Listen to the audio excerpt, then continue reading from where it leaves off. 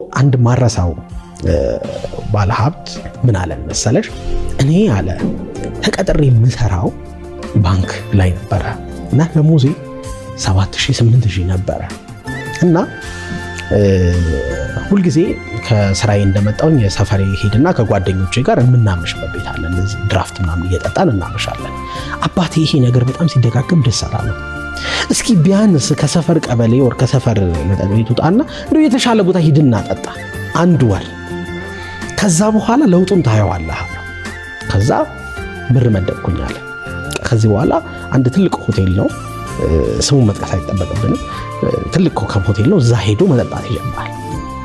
ደን እዛ ሲጠጣ እዛ በድራፍት የሚጠጣበት ሜቢ 10 እጥፍ ምናምን ይሆናል ለአንድ ቢራ የሚከፍለው። እሷን ከፍሎ የታክሲ መልሱን ይዞ ለምሳሌ 50 ብር ቢከፍል 45 ብር ቢሆን 5 ብሯን መልስ ተቀብሎ የታክሲውን እንትን ብሎ ነው የሚሄደው። እዛ የሚሄደው አባቱ ቃል ስላስገባው ነው። ለአንድ ወር ብቻ ሞክረው እዛ ቦታ ውለህ ብሎት ማለት ነው። ደን ምን ተፈጠረ? ይሄ ሰውዬ ይሄዳል፣ እዛ ትልቅ ሆቴል ይገባል፣ አንድ ቢራ ያዛል። ከስራ እንደወጣ ማለት ቦርሳው ነው። እዛ በኋላ ያመጣል። ያቺን ቢራ ልክ እንደጨረሰ 50 ብር ይሰጣል። 5 ብር መልሱን ቲፕ እንኳን አይሰጥም። ይዞ ላጥ ይላል በታክሲ ወደ ቤቱ። ከዛ በሳምንቱ ከሰዎች ጋር በአይን መግባባት ጀመረ። እዛ ካሉ ሰዎች ጋር አንዱ ሰውዬ መጣና ልቀላቀልህ ምናምን ብሎት አብሮ መጠጣት ጀመረ ማለት ነው። እና እሱ ያቺን ቢራ እስኪጨርስ ነው የሚቆየው እንጂ ይወጣል ባይዘው። ደን ምን ተፈጠረ? ይሄ ሰውዬ እያወራው እኔ እኮ እንደዛ ነው የምሰራው ምናምን እየተባባሉ ልክ ቢራው ሲጨርስ በቃ መሄድ አለብኝ አለ።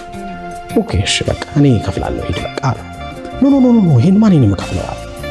የያዘው 50 ብር ነው እግዚአብሔር ያሳይሽ። ከዛ ይሄ ሰውዬ ኖ ችግር የለም እኔ ዛሬ ልከፍል ኖ እኔ የምከፍለው የራሴን እከፍላለሁ አንተ የራስህን ክፈል ብሎ 50 ብር አወጣና 5 ብሩን ተቀብሎ ሄደ።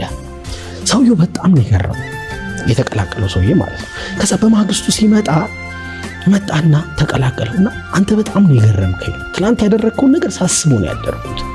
ድሮ አብረውኝ የሚሰሩ ፈረንጆች እንዳንተ ነው የሚያስቡት። እንደዛ ዝቅ ያለ ስራ እያሰሩኝ ምሳ ጋብዘውኝ አያውቁም። አንተም ለራስህ ክፈል እኛም ለራሳችን እንክፈል ነው የሚሉት። እና አስተሳሰብ ስልጡን ሆኖብኝና ምንድነው የምትሰራው እስኪ ያለህበትን ሁኔታ ነገረኝ ብሎ ኢንተረስት ሆኖ ማውራት ጀመረ። ለካይ ሰው የሚሰራው ትልልቅ ጨረታዎችን ምናምን እያሸነፈ ከውጭ ዕቃ እያስገባ ለመንግስት መስሪያ ቤት ለግለሰቦች ምናምን መሸጥ ነው። እና እርስ በርስ ስለስራቸው ማውራት ጀመሩ። እና ይህ ሰውዬ ጨረታዎችን ለመንግስት መስሪያ ቤት ለግለሰቦች ምናምን እንዲህ ማስረከብ አይነት ከውጭ ዕቃ ማስመጣት ኢምፖርት ኤክስፖርት ላይ ነው የሚሰራው። ለምን የሆነች ስራ አለች እንደዚህ ለምን አታግዘኝም በሚል ወዳጅ ያደርገዋል ማለት ነው እሱ ስራ ውስጥ። ከዛ ሙሉ ለሙሉ ኮምፕሊትሊ ድሮ ይሰራበት የነበረውን ስራ አቁሞ ከዚህ ሰውዬ ጋር መስራት ጀመረ። እና ምን አለ መሰለሽ አሁን እኔ እውነት ለመናገር በቢሊየንስ ኦር እንደዛ አይነት ጨረታዎች ነው የምሰራው አሁን በዚህ ሰዓት የደረስኩበት ደረጃ አለ። የገባኝ ፖይንት የሰው ልጅ የሚቀይረው የመጀመሪያው ነገር ውሎ ነው አለ። ውሎ ማተር ያደርጋል።